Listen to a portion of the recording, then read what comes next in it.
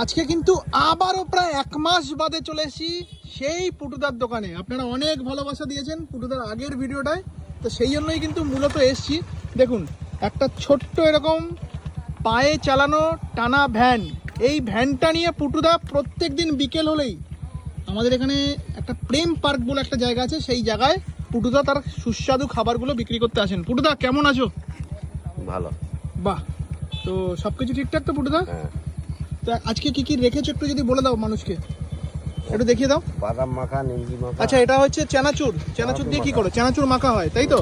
আচ্ছা, আর ঝালমুড়ি। ঝালমুড়ি হয়। হ্যাঁ আচ্ছা, দু রকমের চানাচুর আছে পুটুদা? হ্যাঁ। মানে 2 রকমের চানাচুর মাখা, একটা মিষ্টি একটা ঝাল নাকি? আচ্ছা, আর এটাই কি রয়েছে পুটুদা? ওটা আলু কাবলি। একটু দেখাও না। দেখো, আমরা যখন স্কুলে পড়তাম না, ওই সময় কিন্তু আমরা এই আলু কাবলি, তারপরে চানাচুর মাখা, এই খাবারগুলো খেতাম।